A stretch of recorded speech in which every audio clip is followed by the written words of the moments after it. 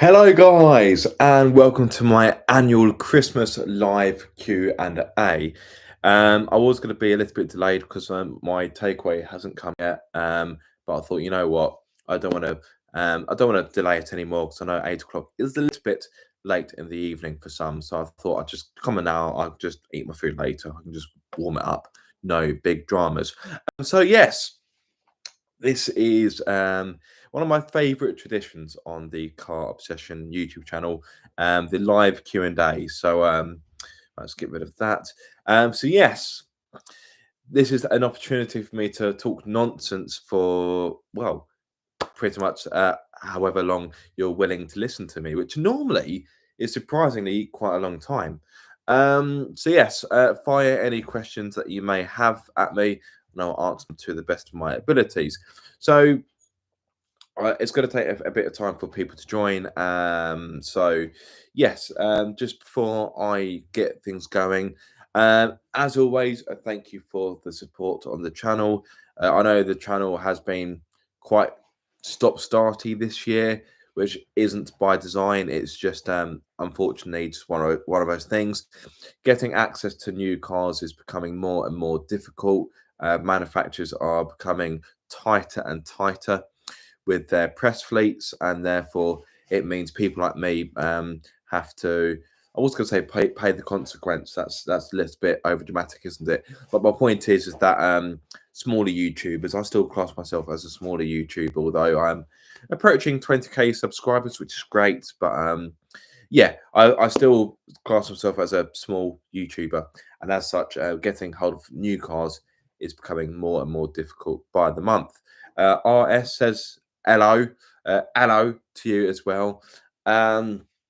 Yes, so looking forward into 2024. I do want there to be some stability and consistency to the channel once more, but it will need to evolve for that to happen. So new car reviews are pretty much off the table. Don't get me wrong, if I get the chance to review any new cars, if I get asked to, or if I get invited to any press launches, which is unlikely but not impossible, then I will still take the opportunities where I can. But for the time being, new car reviews, yeah, they're pretty much off the table. Which for me, in all honesty, I'm not too fussed by that because new cars don't really excite me anymore. They're becoming more hybrid and more electric, of course. And I find a lot of cars nowadays, I don't want to sound like an old man, but a lot of cars just don't have that same soul or character that cars that used to.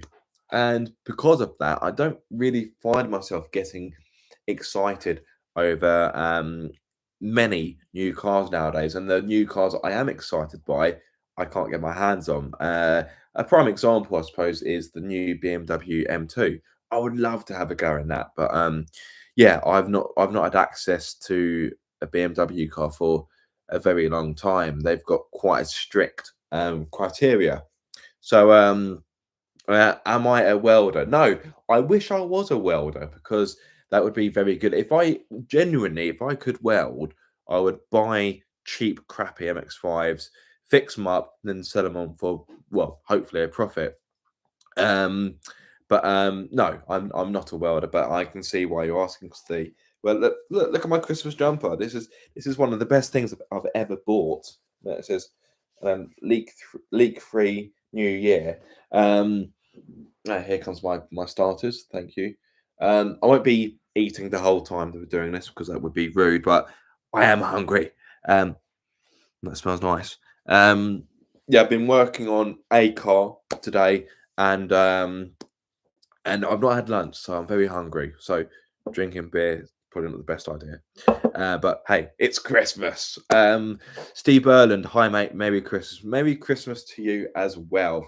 So yes, what can we expect in 2024? Well, I want to do more road trips. That's one thing that hasn't featured much on the channel. Road trips can be little bit tricky. I do have a young family, and I don't want to spend too much time away from home, of course. I don't know how some of the bigger YouTubers do it. For example, seen through glass. he's recently had a baby. Well, not him personally, obviously. His wife has had a baby, and he's jet setting all over the world. And fair play to him. And this is by no means criticism. I just wonder how he can do it. I know that's how he earns his money, whereas for me, it's a hobby. Um, but yeah, he spends so much time away from home. And same for Mr. JWW. He had a baby 2 years ago, maybe. I don't know. I lose track of time.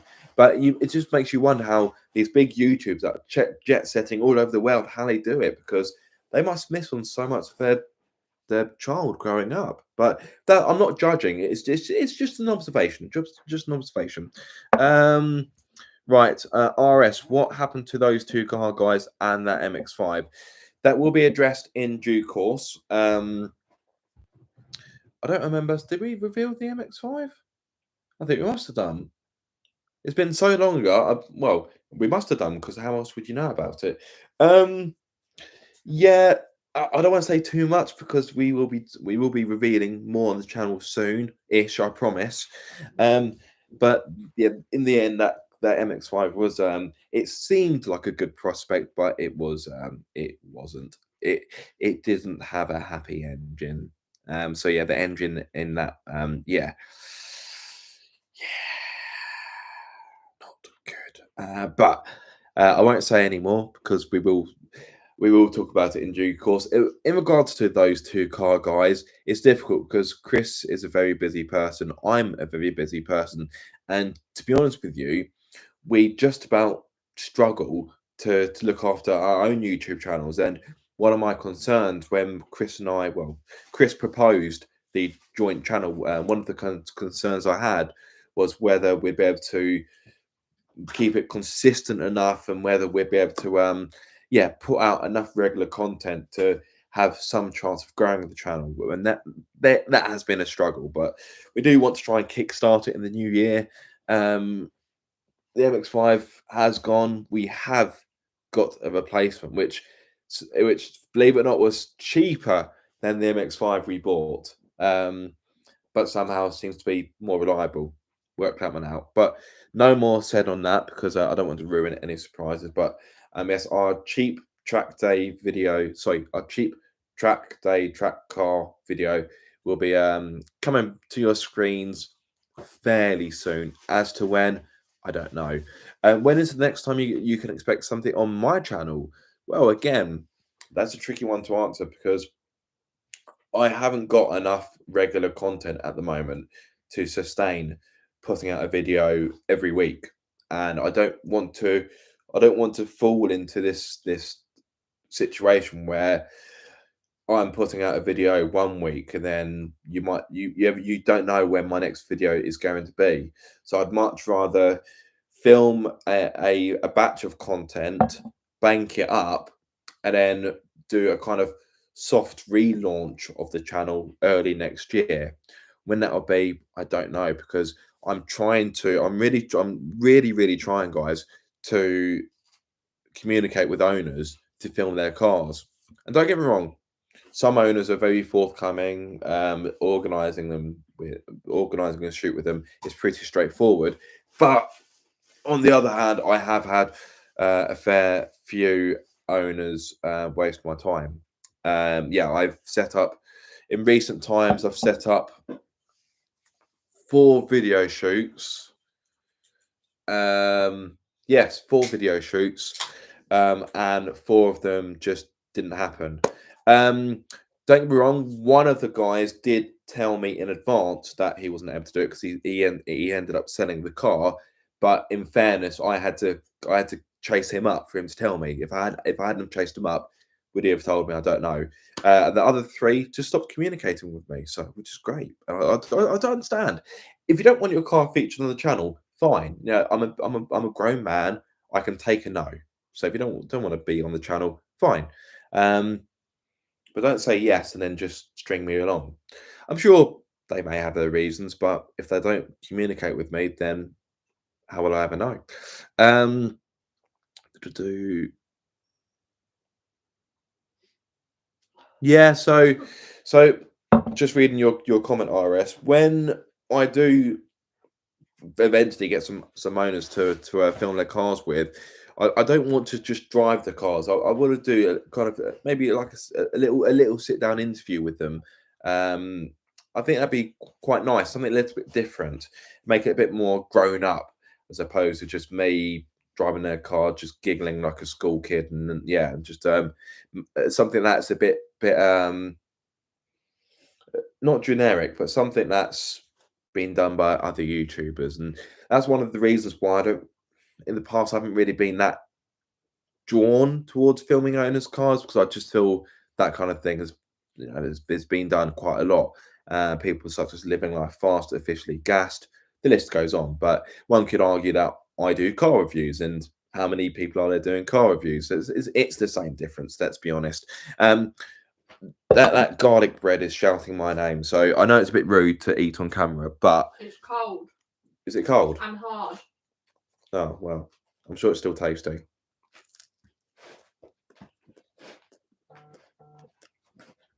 It's not cold. I'm enjoying my front row seat. Mm.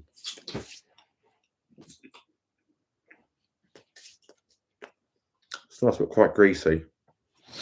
Mm. So I'm really hungry, guys. I can't stress how hungry I am. That's better. Mrs. Carb Session is in front of me. She's behind the laptop. Yes. Any more questions, guys? I never quite know how these live Q&As are going to go. Sometimes I get quite a lot of interest. Sometimes they're a bit of a slow burner. So see how we get on. See how we get on. I know it's going to get into that time of year where everyone's rushing to their last minute bits for Christmas. I had to pop to Sainsbury's earlier, and yeah, that was fun. To be fair, it wasn't as bad as I thought it'd be.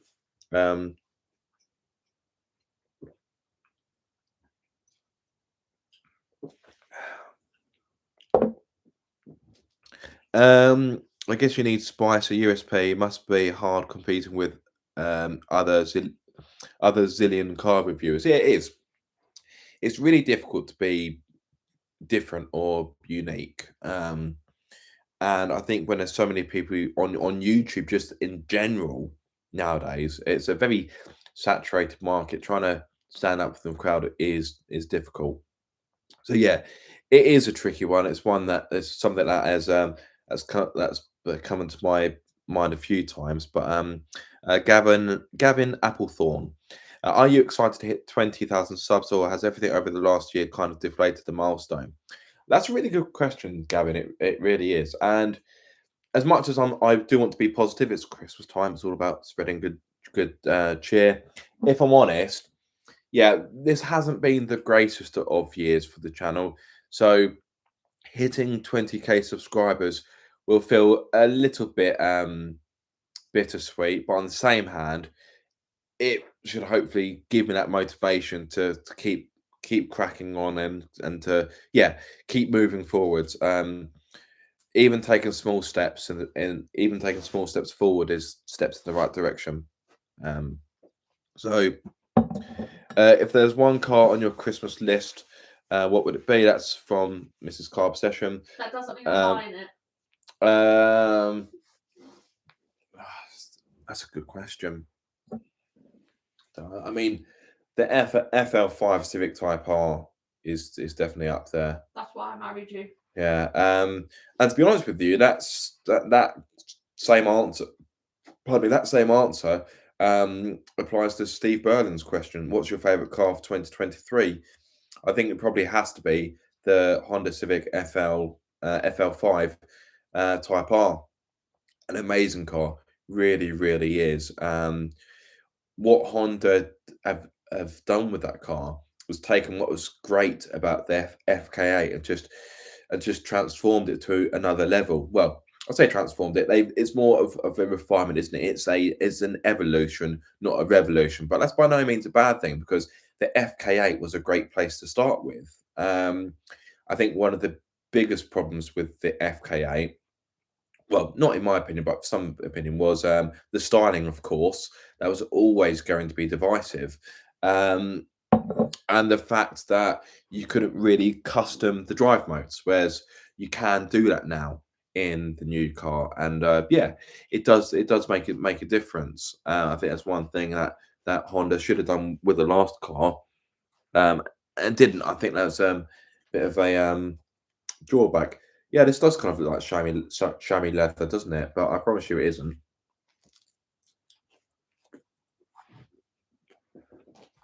Tasty, but a bit chewy and greasy. It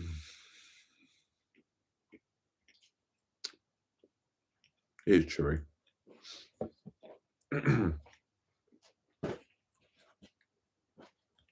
But filming the FL5 was a great experience, going all the way up to Yorkshire to the Buttertubs Pass. Yeah, that was such a great weekend. Of course, I had Pocket Rockets with me assisting with filming, and it was just an awesome trip. It really was. Don't get me wrong, for me I'm on the south coast, I'm near Brighton. For me to get to the Buttertubs Pass, it was quite a long trek, but was it worth it? Yes. Would I do it again? Yes. I might even take one of my own cars up there at some point. But yes, more beer.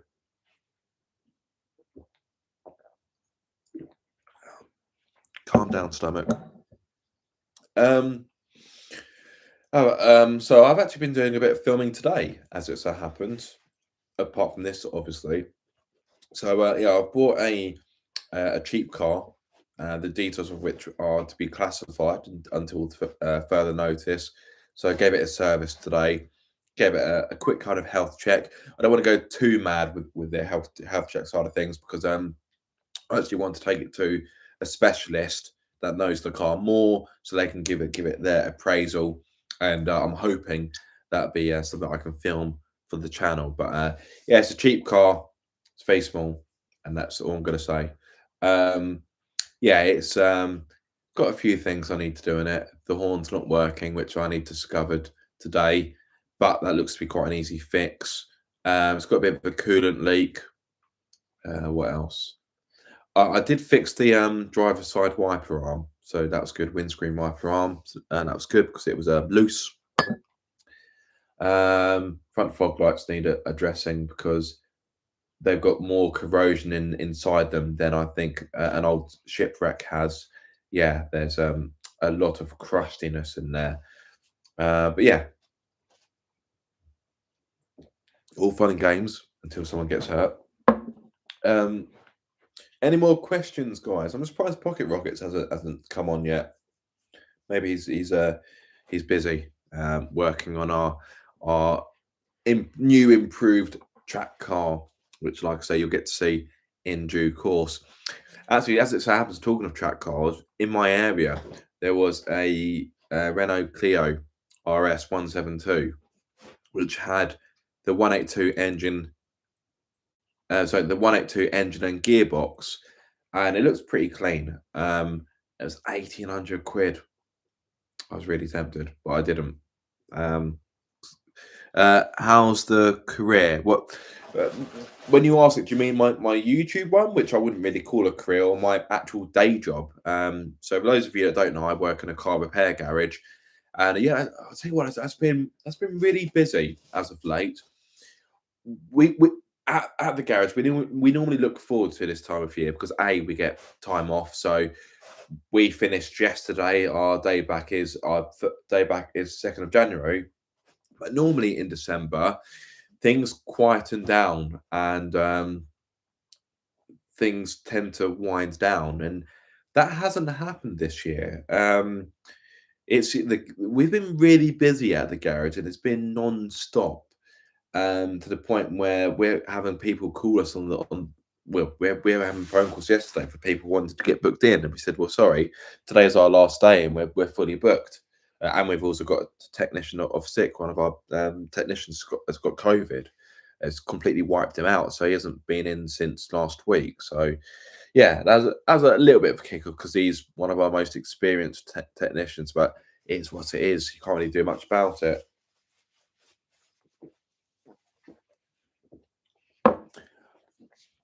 Do you watch any / follow any motorsport? This will surprise you, but no, I don't. I used to watch FIA World Rallycross, more specifically when Ken Block was doing it. May he rest in peace.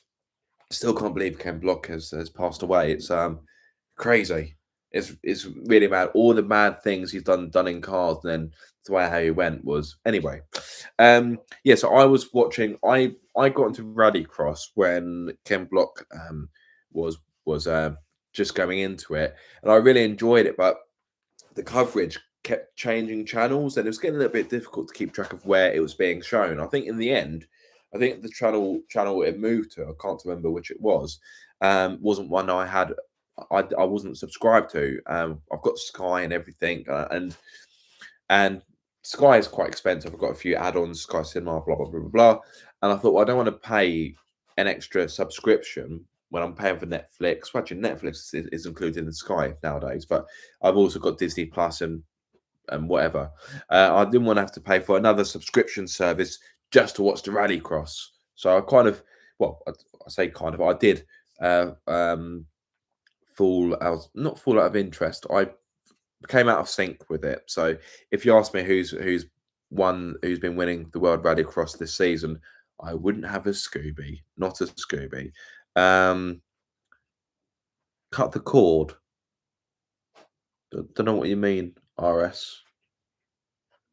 Don't know what you mean. I don't know what you mean by that comment. If I'm going to be honest, if you'd like to elaborate, that'd be great. They've just spotted that comment, and I don't quite understand what you mean, but hopefully. Oh, I see. Right. Okay. Right. Okay. Fair enough. Right. Okay. Yeah.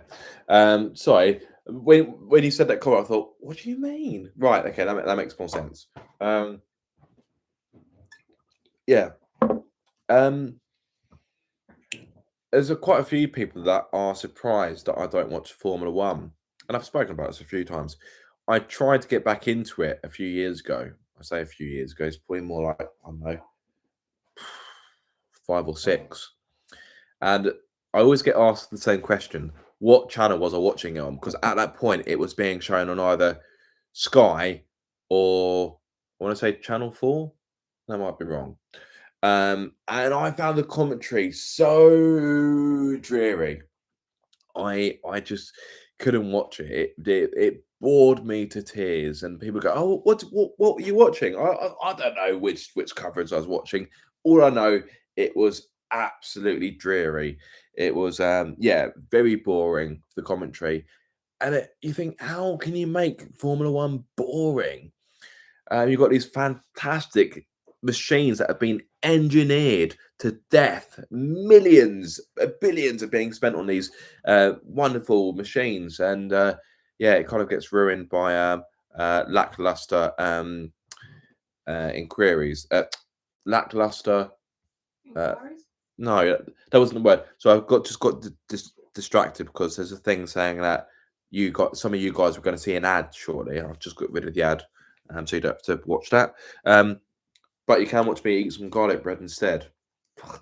You're welcome.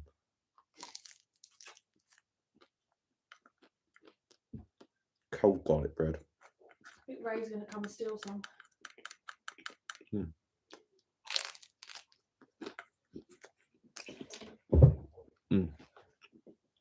That thud you just may have heard one of my cats jumping off the cat tree. Back in a moment, I'm just going to get some kitchen roll. It's quite greasy, this garlic bread.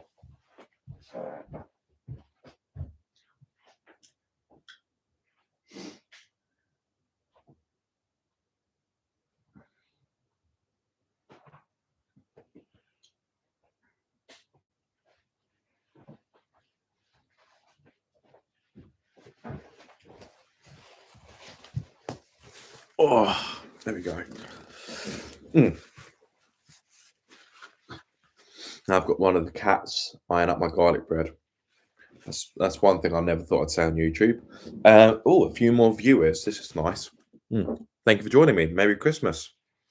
Leave my garlic bread alone. Do you mind? What cars has Pocket Rockets got at the moment? Pardon me. That's a tricky question to answer, purely because I can't remember which cars of his he has revealed. He's gone a bit auto Alex and just bought loads of cars recently.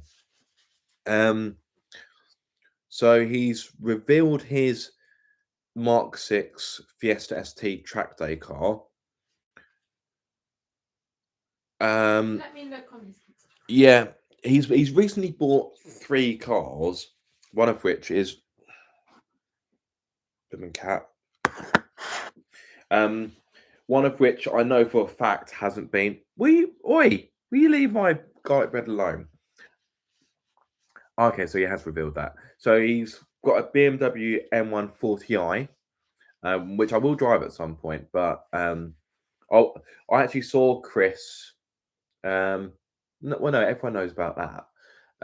So Patsy was just showing me Chris's Mark 7 Fiesta ST. Well, technically speaking, it's a Mark 7.5, isn't it? I always wonder whether we should be calling it the Mark 7 Fiesta ST or the Mark 7.5 Fiesta ST, because it is the Mark 7.5 body shape, but I think more people call it the Mark 7. But anyway,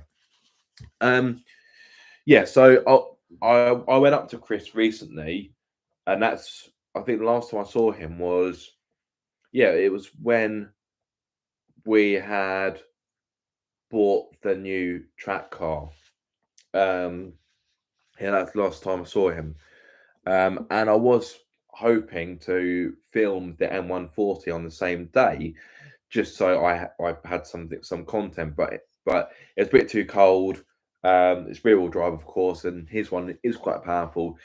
And in hindsight, it was the best thing because I wouldn't have time to have filmed it anyway, because we bought the car, which we'll see at some point next year.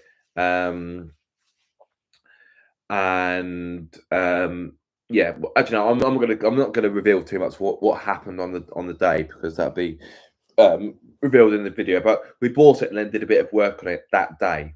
I say a bit of work. Anyway, I'm not gonna say any more. And Chris has his third car is a tow car for a trailer, which he takes his Mark 6 Fiesta ST to track days. But I won't reveal that. It's old and it's a bit decrepit.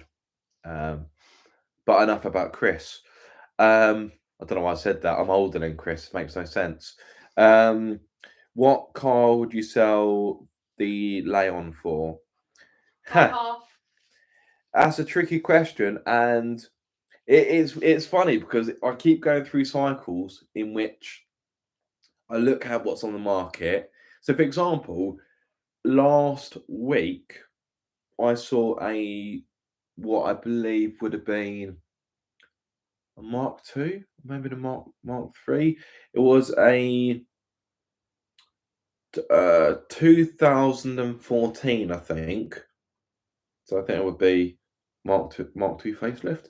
Skoda Octavia VRS Estate. It done 130,000 miles. It was DSG. I prefer manual, but don't get me wrong, a DSG for an everyday family car would be quite nice. It was originally up for, I think, £4,750 on eBay, and it went down over the course of a few days by £1,000. So it was no, actually no. Hang on, no, it was I think it was up for 4,500, and it went down to, yes, 3,250. Yeah, that's it. So it went down by £750, and I was thinking that's a lot of car for just over £3,000.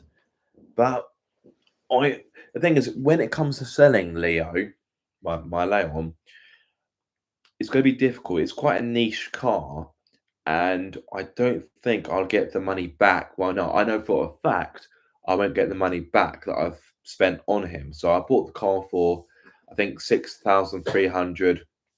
I spent a fair bit modifying him, and as you know, when you modify a car, you just don't get that money back. But it's a very long-winded answer, which I'm sure you would have expected from me by now. What car would you sell the Leon for? It's tricky because it's a case of would I have additional money at that point, or is it a case of I sell the Leon and I use whatever money from that sale to go and purchase something else? If that's the case, then I don't think there would be anything I would buy. And that's probably why I've kept hold of Leo, because I have toyed about with the idea of selling him. But I think every time I drive him, I think, you know what, I can't really ask for much more. Practical, flipping fast, quite a rare, unique car. Um, it ticks all the boxes, in my opinion. And the only thing I think I would sell him on for would be another Volkswagen Automotive Group product, which kind of asks the question, what's the point? What's the point of selling one car for one that's essentially the same, just with a different badge and body shell and interior? So if I were to sell Leo, I'd probably get, don't know, maybe I'm trying to think of how much I'd be able to afford, like a Mark 6 Golf R perhaps, or I don't know, an early Audi S3. But if it's a Mark 1 Audi S3, they're three-door only, and with amber, it just doesn't make sense. So I'd much rather have a five-door. So yeah, I haven't really given you an answer because I don't know. Is the very long-winded way of putting it. Hi from Adam, a Greek guy who is also an owner of a Land Cupra. Yeah, cheers to that. I think the Land Cupra is just such a great car. I don't really understand why it's overlooked so much, because it's more powerful than a Golf GTI. It's cheaper, and it's essentially the same car. Maybe it's because the interior is a bit rubbish, a bit cheap and plasticky, and people just don't want. I think people would rather have a Volkswagen, or a Volkswagen, sorry, as opposed to a Seat. I don't know. Maybe it's just a bit of a badge snobbery creeping in. Who knows?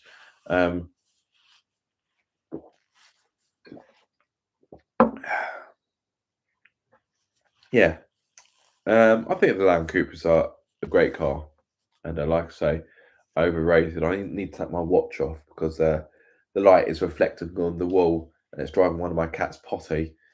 And I wonder why my cat was just like frantically looking all over the wall, but the light is bouncing off my watch, so I'll take that off to avoid confusing my cat. Cupra Ateca from the missus. Well, I wouldn't be able to sell Leo for a Cupra Ateca. No, but you could use the bulk of it for like a deposit. Yeah, well, the thing is, it's an SUV though. I'd rather get a newer Leon Cupra Estate. They need to make a Type R Estate. I don't think there'd be enough. Yeah, there is me. You can't drive, so I can, just not legally. just not illegally. No, just not legally. Right. I don't think there'd be much demand for a Civic Type R Estate. It's probably why they haven't made one. I just think it would undo a lot of the hard engineering Honda have done, because you've got a longer wheelbase. Well, maybe not longer wheelbase, but you're going to have a longer overhang. It's going to change the weight distribution. Yeah, a Honda would have. I think Honda would essentially have to re-engineer the car to make it into an estate, and they're not going to spend that kind of money on something that no one's really going to buy.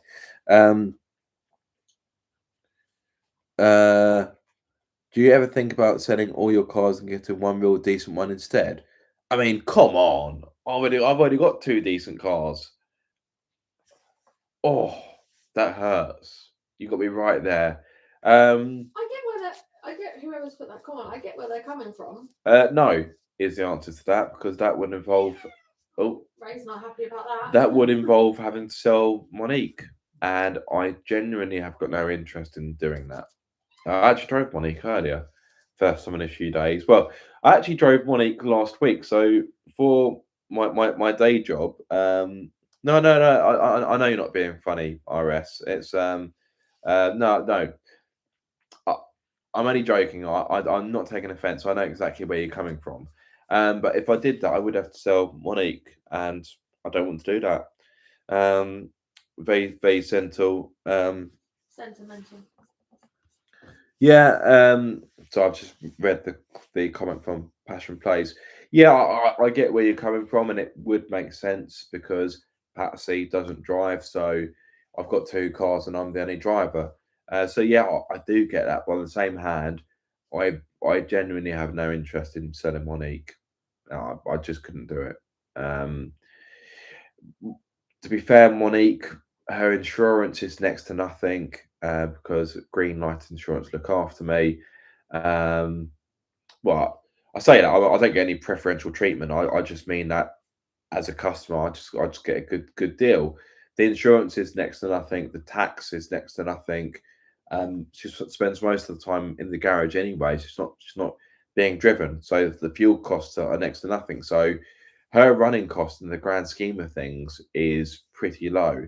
Of course, I know it's another car to maintain and repair, but the majority of the money that I've spent on Monique has been modifications.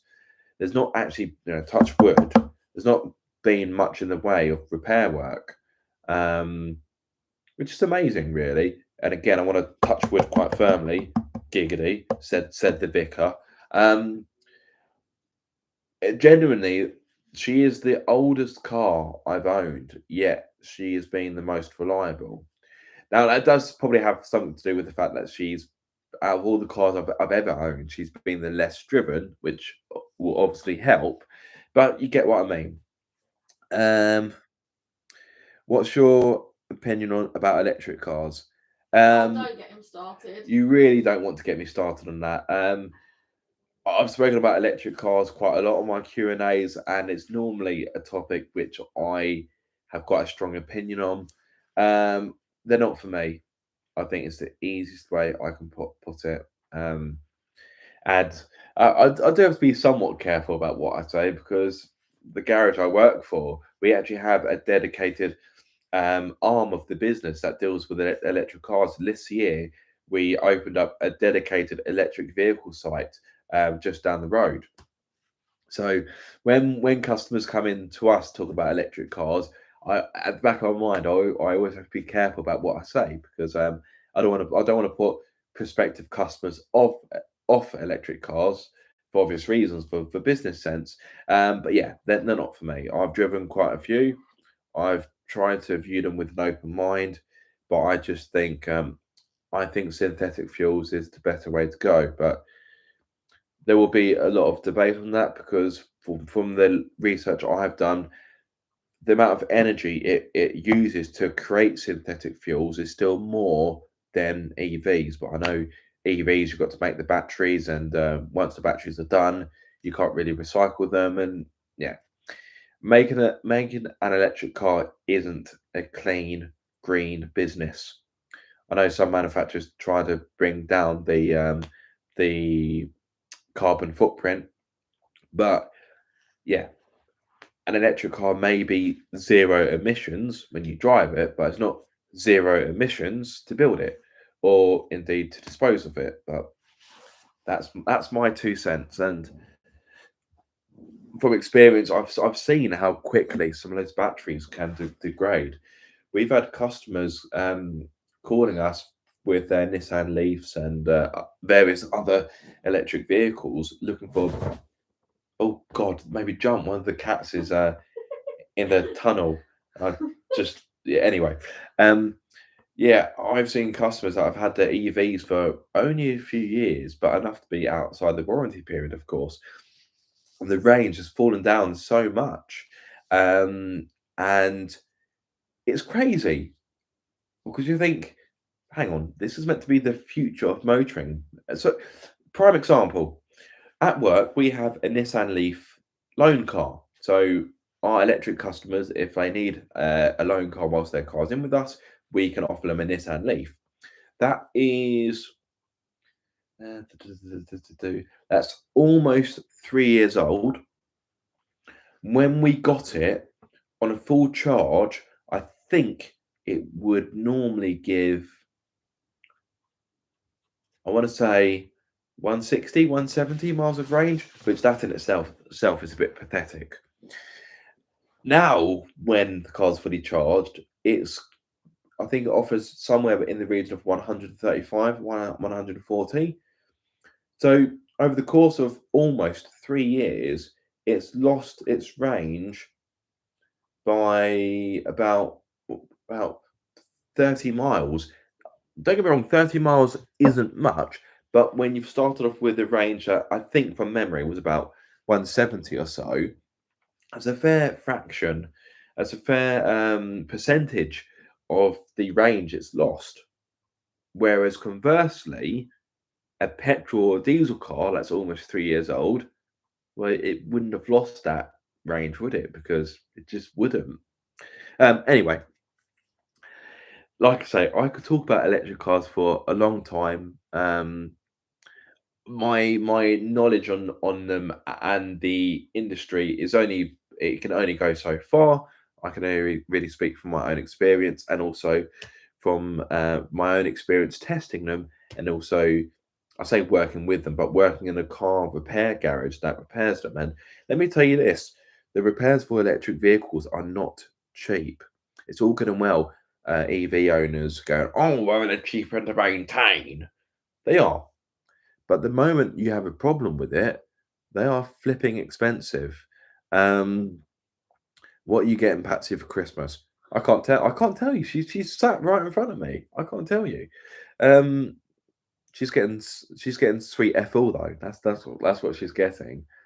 So yes, I've bought you an electric car. That's what I've bought you. I really like that. Right, I'm gonna have some. Depends what one you got me. I'm gonna have some cold garlic bread. Some cold crusty. The Cooper Born's electric, right? Fully electric, it's like hybrid. No, fully electric. I'll have that then. The Cooper Born is a very heavy car. For Like the 2 tons, isn't it? Yeah, I think it's about 1,800. I mean, for a car that size, it's a really heavy car. Amber asked for a car. Did she? She can start Mum's car. She knows how to start the ignition. God forbid what her next thing is. If you had to own an electric car, like had to, what would you have? Like, there's life or death, you have to own one. If I had to have an electric car, well, things I can't. Money, no object. Yeah, no, money, no object. Just what would you have? Audi e-tron. Ooh. That was such a nice car, and the Cooper Born was pretty good. Don't get me wrong, but That's small and heavy though.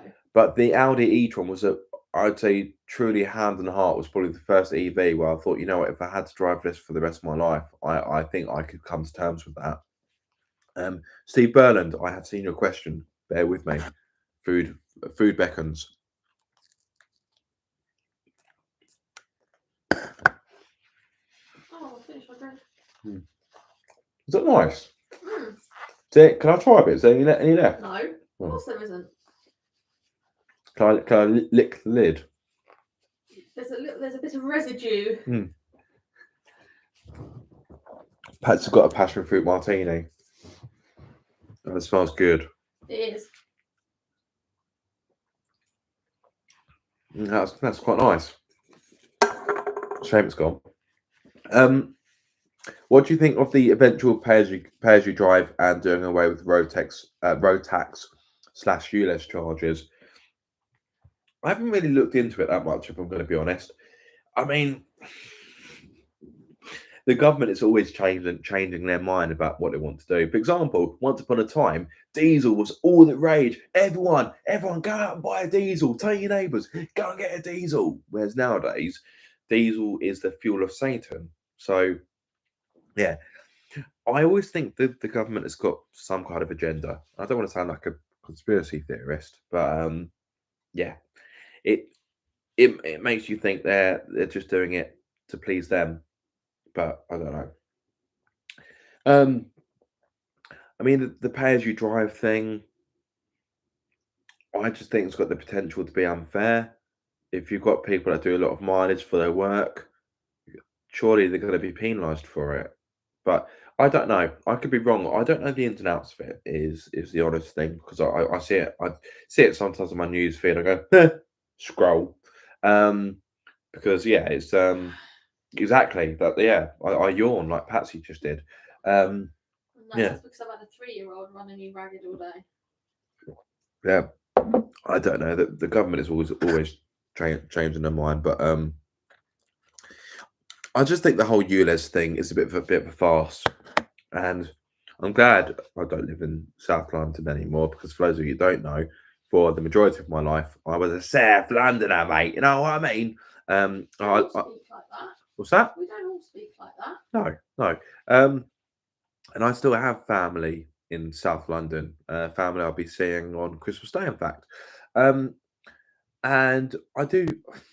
The ULEZ is a farce, because it's all good and well saying, "Oh well, we want to make the air cleaner." And I'm not saying that's a bad thing, but I still haven't got around to watching his videos. But the brown car guy, he did some testing on emissions and air pollution in London, and I think the tube was really bad.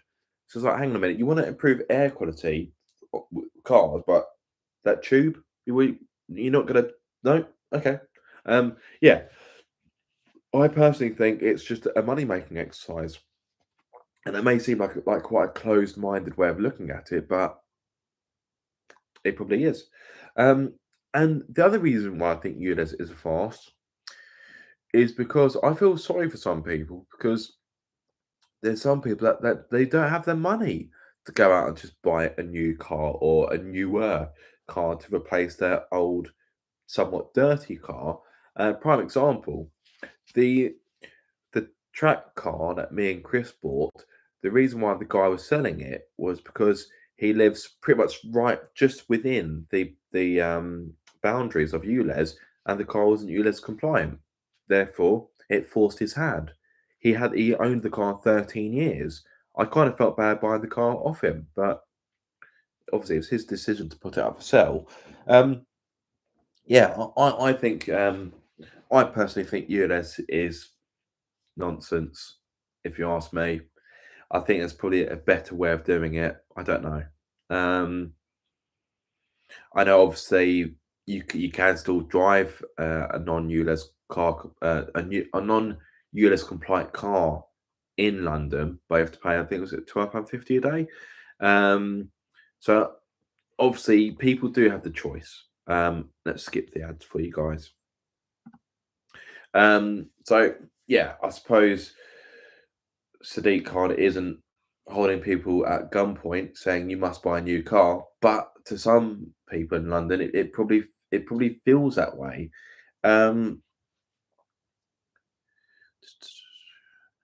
Would you rather buy 10 things you don't need every time you go shopping, or always forget the?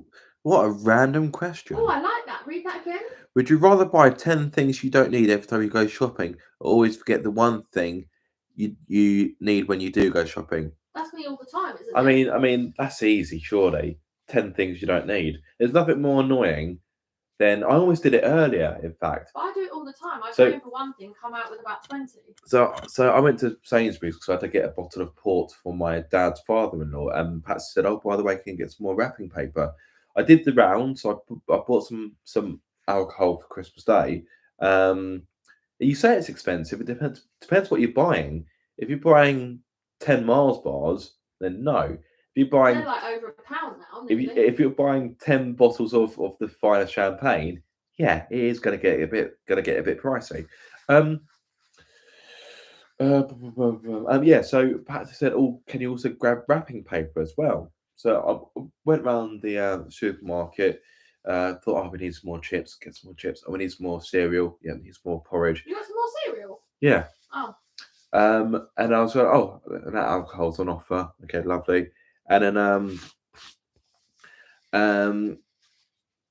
and then I got close to going to the checkout. I was like, "Oh God, after all this, I've almost got the wrapping paper." So I had to quickly go back and get the wrapping paper. So well, you say 10 things every time you go. It depends. What if it was what's cheap? What if it's 10 bananas? Depends if they're organic or not. Well, there is that. There is that.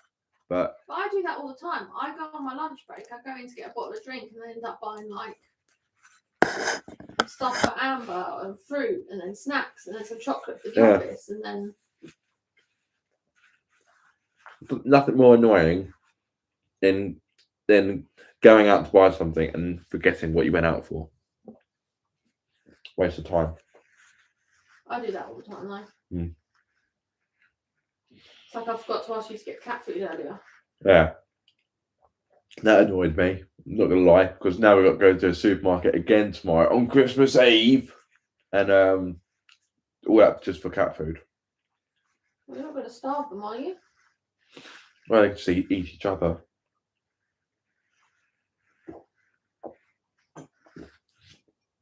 Last cat standing. I wonder if my pizza's still warm.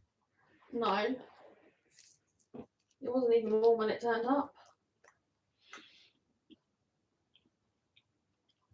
What random questions? I like them. Go on. Would you rather get a paper cut every time you turn a page, or bite your tongue every time you eat?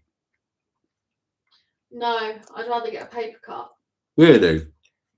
Well, they didn't specify where the paper cut is. If it's between your fingers, then that's really painful. But if it's just somewhat, no, I'd rather get paper cuts. Really? Yeah, because even if you've got paper cuts all over your hands, at least you can still shove your face in a bowl of food and your mouth don't hurt. The thing is, you could just turn the page with a pair of tweezers, then you'd be alright, wouldn't you? Well, what happens if the paper cut's on the tips of your fingers and it hurts to hold the tweezers and press them? Well, no, you wouldn't have got the paper cut in the first place because you would have been using the tweezers.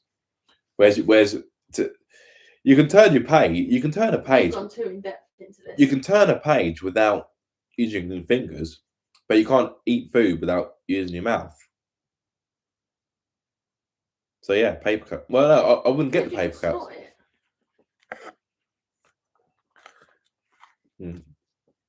I don't know. Watch me bite my tongue now.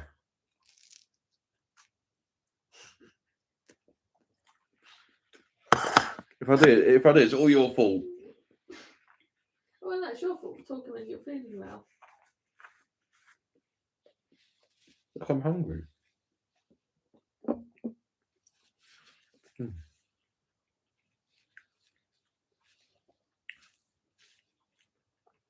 I mean, I'm starting to. Go on, I like these. I'm starting to get concerned for the welfare of RS.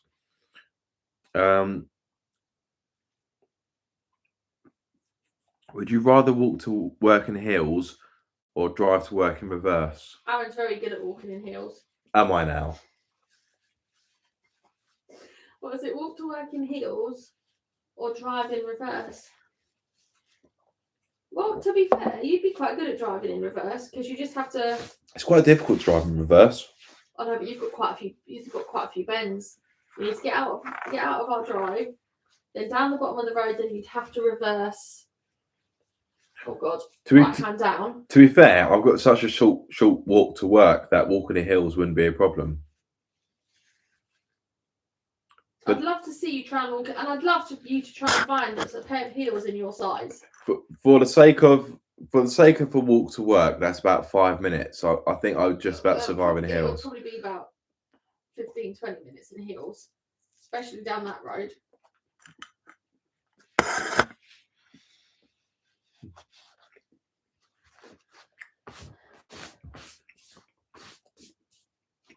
Go back to Steve Burnand. Yeah, 20 mile per hour speed limits. I mean, there are some applications where I think it's probably the best thing to do. But I don't understand why Wales has gone overboard on the 20 mile per hour speed limits. Most of Wales is just fields and sheep. I was gonna say, all you'll do is hit a sheep. I don't see the need for them to go 20 miles per hour. Don't know.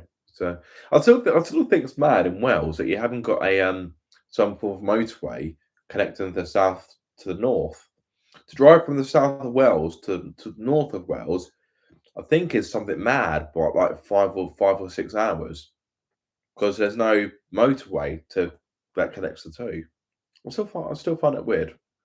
Surely, if you want to implement, is that the right word? Enforce, implement. Well, yeah. If you want to enforce or implement a 20 mile an hour speed limit, surely you have to justify why you're reducing it, or do you only have to justify upping a speed limit? Do you know what I mean? So the thing is, I don't think the government really need to justify dropping the speed limit, because But there must be a reason. yeah. RS, thank you so much for joining us. Thank you for your mad questions. But I mean, it got us talking, didn't it? So yeah, all for it. Cheers to you. Alan Barkley, thank you for your unbiased car reviews. You're welcome. I mean, thank you for watching. Yeah, without people like you, I wouldn't have got to where I am today. So thank you very much. Appreciate it. Merry Christmas to you as well. Yeah, so probably look to wrap up soon. I think the questions will start to drop off now, but that's fine. I never quite know how long these Q&As are going to go for. I think the longest I did was about 1 hour 45, which is mad when you think about it. This has been going for almost an hour now, so we'll be almost 9 o'clock. So yeah, probably end it fairly soon. So I do want to have my dinner. It's gonna be cold, but to be fair, it's pizza, so cold pizza isn't a bad thing, is it? I think that's why I made the decision to come on at 8, regardless, because I thought, well, I can just eat my dinner cold. If it's something else, I probably would have delayed it.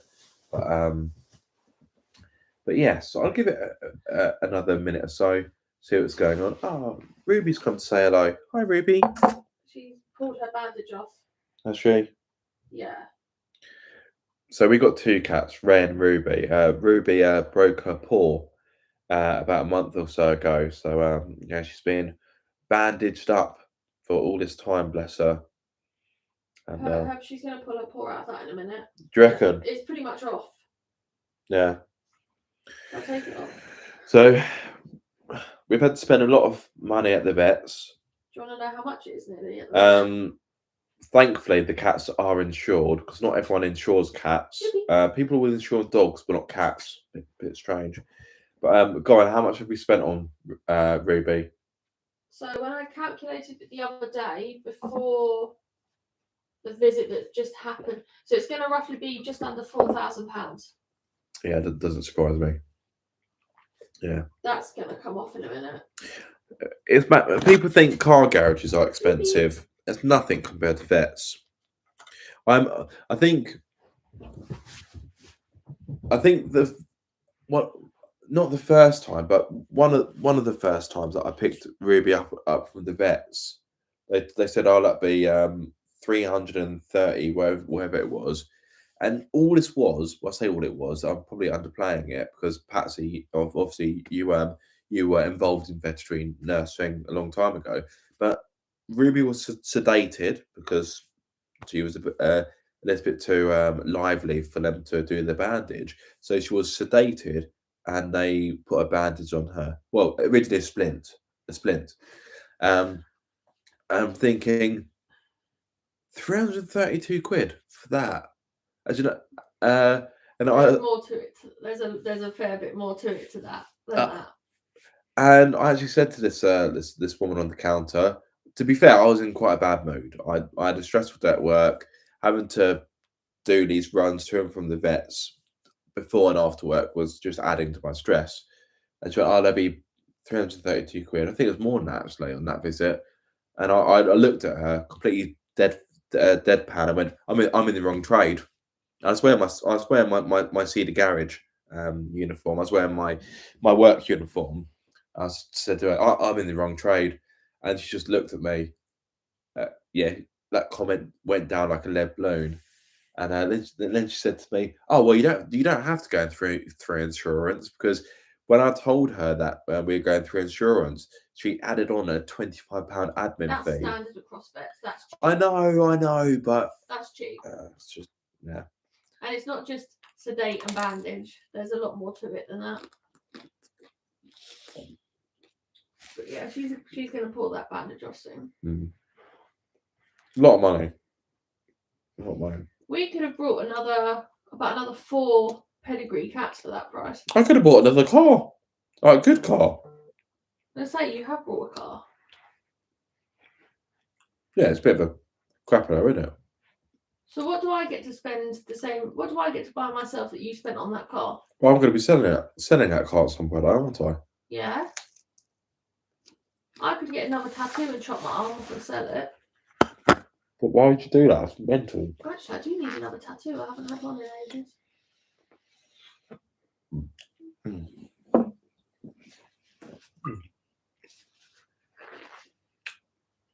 Any more questions?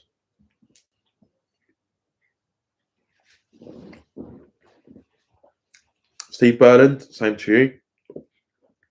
All the best for 2024.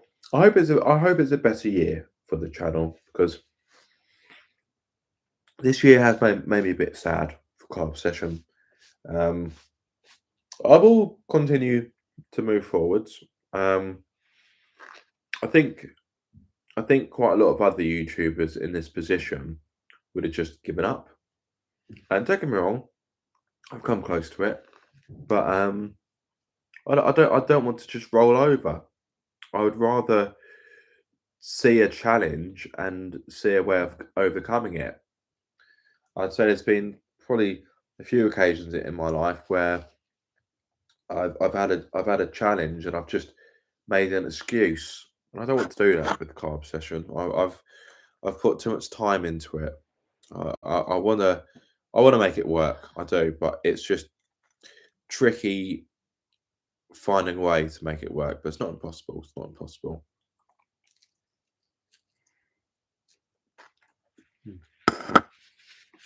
Any more?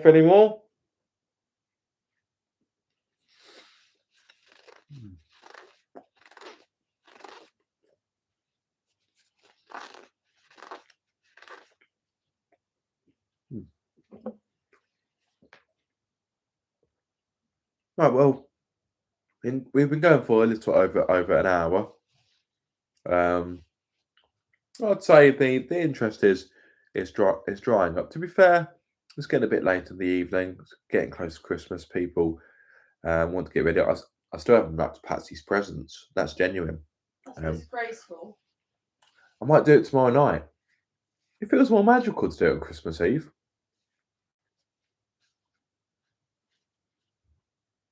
Look, they will be wrapped. They won't be wrapped well, but they'll be wrapped. You're going to end up forgetting, falling asleep, and then I'm just not going to have any wrapped presents. No, that is rubbish.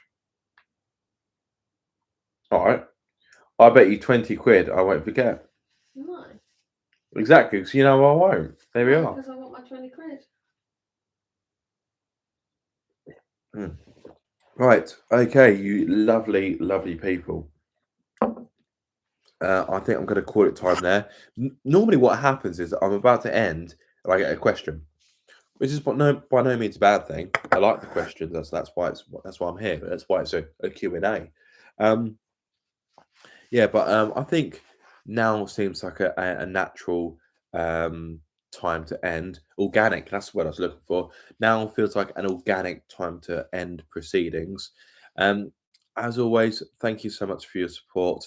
Thank you for your patience. I have had people unsubscribe because of because of the recent inconsistency, which is, I think, is a bit unfair, because I have justified what's happening, but it's their choice. If they want to come back in the future, then great.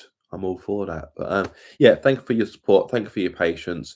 I don't know when there will be regular content coming onto the channel, but I will try wholeheartedly to make that happen as soon as possible. But I need to bank a bit of content first before I can relaunch the channel. So I may even well, I do want to film a new trailer for the channel. I may have a new intro made. I'll keep the logo. I don't want to make any changes to the logo. I quite like that. Yeah. Anyway, I'm just waffling, talking rubbish, as is always the way. I'd say what that's left for me to say is have a very Merry Christmas, or whichever holiday you celebrate at this time. And I hope you have a very happy new year. So you'll see me soon, guys. Not quite sure when, but yeah. do look out for me. Look after yourself, guys. Look after your families, and enjoy the rest of your festive period. Right, I can't find my mouse. There we go. Take care, guys. Bye for now.